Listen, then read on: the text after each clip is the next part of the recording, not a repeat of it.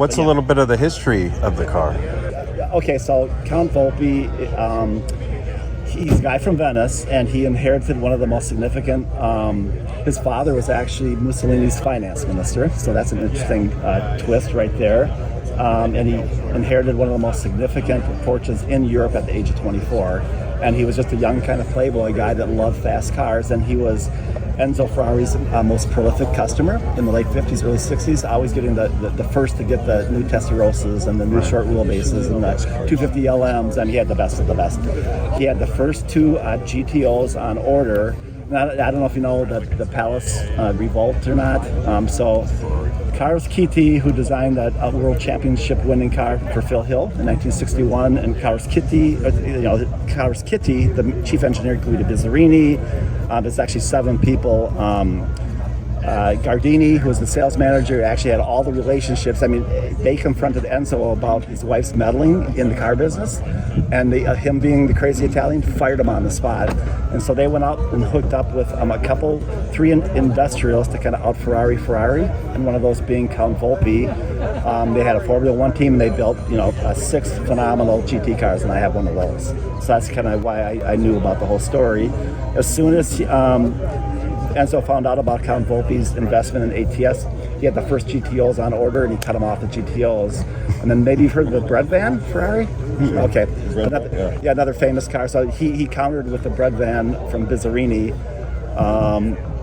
And then Bizzarini had designed a V12 that he first proposed at Ferrari and then was declined. And then he had hoped that Count Volpi would build a car around it. And he declined because of the whole experience with ATS. And his next stop was a guy by the name of Lamborghini. So everything's tied together. And then feeling remorseful about his because he tried to then go back a month later, said, "Hey, I'm kidding, let's build a car around it." And he said, "Geez, I already did a deal with Lamborghini." So he talked to Gardini, the sales manager. He said, "Hey, I want to build a prototype to race at Le Mans." And he suggested a guy by the name of Alberto Massimino, who was a very famous engineer. He did the 815, the first pre-war car for Enzo Ferrari, and then was technical director for Misurata during the World Championship years in the 50s. Then the 335 4-cam with Vittorio Ianni, all these famous guys, and clean sheet of paper, V8s,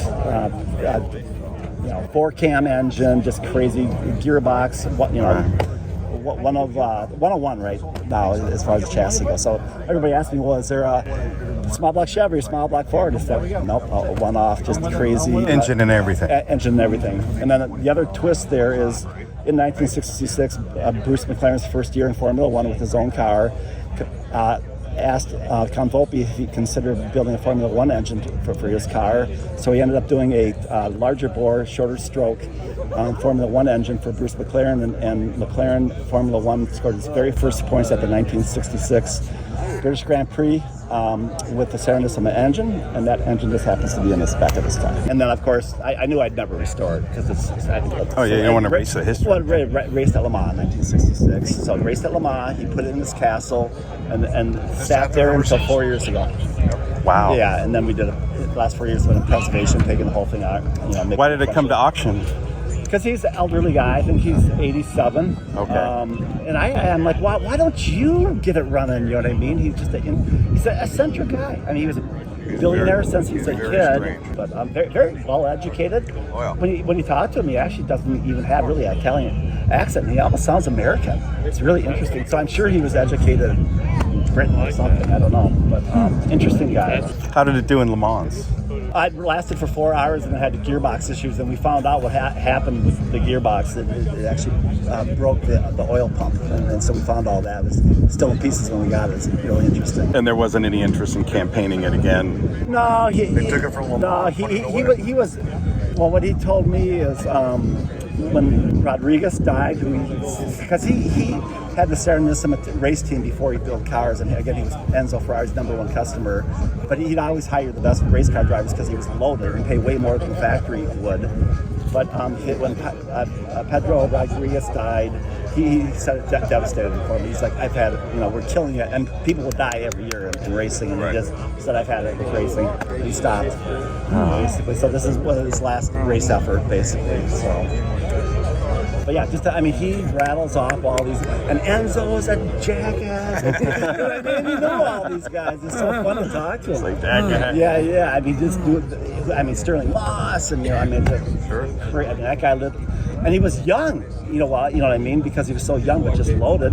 But he interfaced with all these just icons. I bet you've had some interesting conversations with him, though, because so much is written about Enzo Ferrari. Yeah. But here's a guy who actually... He was his best customer for like 4 years in a row. Yeah. Actually, yeah. It was just incredible. Very obscure. Yeah. I mean, yeah. Most people have never heard of the car.